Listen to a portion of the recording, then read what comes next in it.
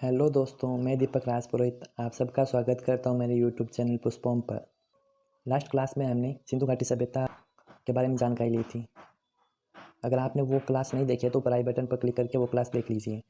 आज हम सिंधु घाटी सभ्यता से संबंधित इंपॉर्टेंट क्वेश्चन सॉल्व करेंगे। पहला क्वेश्चन है, पुरातात्विक साक्ष्यों के आधार पर इतिहास को कितने भागों में बांटा गया है। तो पुरातात्विक साक्ष्यों के आधार पर हमें इतिहास को मुख्यतः 3 भागों में बांटा है। प्रागैतिहासिक काल, आद्य प्रागैतिहासिक काल और ऐतिहासिक काल। प्रागैतिहासिक काल में मनुष्य और इतिहास दोनों प्रगति कर रहे थे, मतलब इनके कोई लंबे साक्ष्य प्राप्त नहीं हुए। आदि प्रागैतिहासिक काल में हमें साक्ष्य तो प्राप्त हुए लेकिन उन्हें पढ़ा नहीं गया है। ऐतिहासिक काल में हमें लिखित साक्ष्य प्राप्त हुए हैं। सिंधु घाटी सभ्यता को इतिहास के किस काल में रखा जा सकता है। सिंधु घाटी सभ्यता के हमें साक्ष्य तो प्राप्त हुए हैं लेकिन उन्हें अभी तक पढ़ा नहीं गया है, इसकी लिपि अभी तक पढ़ी नहीं गई है, इसलिए इसे हम आदि प्रागैतिहासिक काल में रखेंगे। निम्न में से आत्मकथा नहीं है। बाबरनामा आत्मकथा है। सत्य है कि मेरे प्रयोग भी आत्मकथा है, मीन काफ भी आत्मकथा है, लेकिन ये हुमायूं नामा है वो हुमायूं की बहन गुलबदन बानो बेगम द्वारा लिखित है।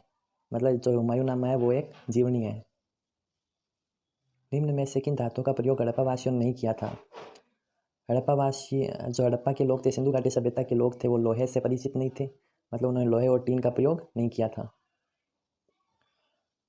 निम्नलिखित में से कौन एक हड़प्पाई नगरों का सर्वाधिक महत्वपूर्ण लक्षण है। मतलब जो हड़प्पा सभ्यता है, मतलब सिंधु घाटी सभ्यता है, उसमें योजनाबद्ध भवन मिले थे हमें, सड़कें मिली थी जो 90 डिग्री पर एक दूसरे को काटती थी। मतलब सिंधु घाटी सभ्यता है वो, उसमें योजनाबद्ध विन्यास मिला था। सूची 1 को सूची 2 से मिलाना है। हड़प्पा में क्या मिला था। समाधि स्थान 837 मिला था। लोथल में गोदी मिली थी, मतलब बंदरगाह मिला था। कालीबंगा में जुते हुए खेल के प्रमाण मिले थे। मोहनजोदड़ो में नर्तकी की आकृति मिली थी, मतलब नृत्य करती हुई बालिका की कांस्य की मूर्ति मिली थी। तो हमारा सही क्रम हो जाएगा डी। सैंधव संस्कृति के विषय में निम्नांकित किस वक्तव्य की न्यूनतम संभावना है। सैंधव संस्कृति का उदय कालीबंगा संस्कृति से हुआ है, नहीं। सैंधव संस्कृति का उदय सिंधु व बलूचिस्तान के कृषक संस्कृतियों से हुआ है, ये भी नहीं। सैंधव संस्कृति स्वती संस्कृति का प्रसार है, नहीं। सैंधव ग्राम संस्कृति की अवस्था से गुजरे बिना सीधे नगर संस्कृति के रूप में प्रकट हुई है।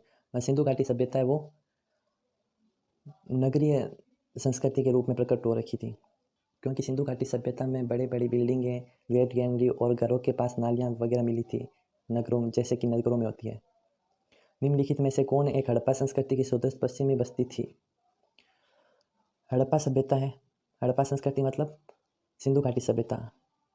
आकार त्रिभुजाकार था उसका, जो 3 देशों में फैली हुई थी, भारत, पाकिस्तान और अफगानिस्तान में।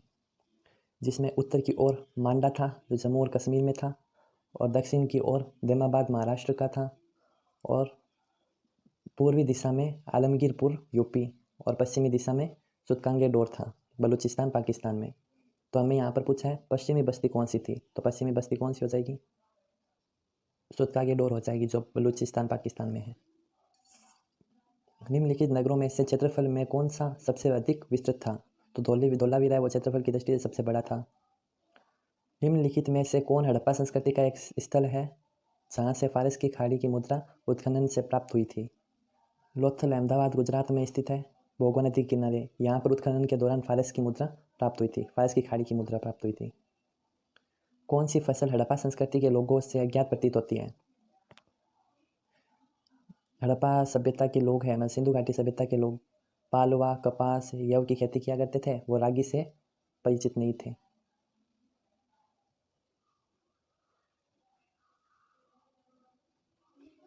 निम्नलिखित में से कौन एक ठीक सुमेलित है। सुत कोडला से जुते हुए खेत नहीं मिले थे। हड़प्पा से घोड़े की हड्डियाँ नहीं मिली थी। चनुद्रो से भी गड्ढी क्षेत्र नहीं मिला था, लेकिन रंगपुर एक ऐसा स्थान है जहाँ से धान की भूसी मिली थी। तो हमारा सही आंसर हो जाएगा रंगपुर। हड़प्पा संस्कृति की बहुसंख्यक मोहरें निर्मित थी। जो हड़प्पा संस्कृति सिंधु घाटी सभ्यता की जो मोहरें थी वो सेलखड़ी से निर्मित थी। सूची 1 को सूची 2 से मिलाना है। युगल समाधान मिले थे हमें लोथल से। अग्निवेदियाँ कालीबंगा से मिली थी। कर्मकारों के निवास हड़प्पा से मिले थे, और मन का बनाने के कारखाने चनुद्रों से मिले थे। तो हमारा सही आंसर हो जाएगा डी। हड़प्पा वासियों द्वारा उत्कृष्ट फसलें थीं। मतलब जो हड़प्पा के लोग थे, हड़प्पा सभ्यता के लोग थे, वो मुख्य रूप से गेहूँ, यव और सरसों की खेती किया करते थे। हड़प्पा में प्रमुख अंत्येष्टि प्रथा थी। मतलब हड़प्पा सभ्यता के लोग हैं वो मृतिका पात्र के साथ शरीर का विस्तारित समाधान किया करते थे। हड़प्पा संस्कृति के स्थलों का सर्वाधिक संकेंद्रण निम्नलिखित में से किसके किनारे प्राप्त हुआ है? आंसर हो जाएगा घग्गर नदी। सिंधु सभ्यता को हड़प्पा सभ्यता क्यों कहा जाता है? सिंधु सभ्यता को हड़प्पा सभ्यता इसलिए कहा जाता है क्योंकि यहाँ पर सबसे पहले जो प्राचीन स्थल मिला था वो हड़प्पा सभ्यता था, जो 1921 में दयानंद साहनी द्वारा खोदा। इसका सही आंसर हो जाएगा सर्वप्रथम खुदाई हड़प्पा नामक स्थान पर हुई थी। मोहनजोदड़ो की सबसे बड़ी इमारत कौन सी थी? तो मोहनजोदड़ो की सबसे बड़ी इमारत थी अन्नागार। जो अन्नागार है वो 45.71 मीटर लंबा था और 15.23 मीटर चौड़ा था। के अंदर 6 चबूते बने हुए थे, कुछ इस प्रकार।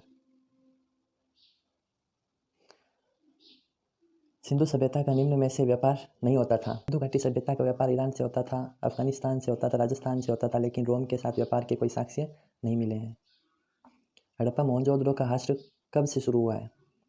हड़प्पा मोहनजोदड़ो का हास्य 2000 ईसा पूर्व से माना जाता है। सिंधु सभ्यता के लोग किससे परिचित नहीं थे? सिंधु घाटी सभ्यता के लोग घोड़े से परिचित नहीं थे। 1947 में भारत के विभाजन के बाद भारतीय क्षेत्र में महत्वपूर्ण स्थलों का पता लगा। तो 1947 के बाद जब खुदाई की गई थी भारत में तो पहली बार रोपड़ मिला था। हड़प्पा संस्कृति के सभी नगरों में सभी मकान थे। हड़प्पा सभ्यता में सारे मकान आयताकार थे। अगर आपको पूछे कि सिंधु घाटी सभ्यता की आकृति कैसी थी तो वो थी त्रिभुजाकार। सिंधु घाटी सभ्यता के पतन का मुख्य कारण क्या था? मतलब वहाँ पर राजनीतिक व्यवस्था नहीं थी, निरंतर प्राकृतिक आपदा आ रही थी, वैदिक आर्यों का आगमन हो गया तो उन्होंने अपनी संस्कृति का विस्तार कर दिया। तो इसका आंसर हो जाएगा उपरोक्त सभी। व्यास नदी को प्राचीन काल में किस नाम से जाना जाता था? तो व्यास नदी का प्राचीन नाम विपाशा था। वितस्ता झेलम नदी को कहा जाता था। पुरुषणी है वो रावी नदी को कहा जाता था और अस्किनी है वो झेलम नदी को कहा जाता था। शतुद्री नदी किस नदी का प्राचीन नाम है? शतुद्री नदी है वो सतलज नदी का प्राचीन नाम है। झेलम नदी को अस्किनी कहा जाता था। झेलम नदी को विस्तृता कहा जाता था और जो सतलज नदी है उसको शतुद्री कहा जाता था। इसका आंसर हो जाएगा शतुद्री नदी। सप्त सिंधु प्रदेश में निम्न में से कौन सी नदी नहीं थी? सिंधु प्रदेश में गंगा नदी नहीं थी। सप्त सिंधु प्रदेश में सिंधु, सतलज, सरस्वती,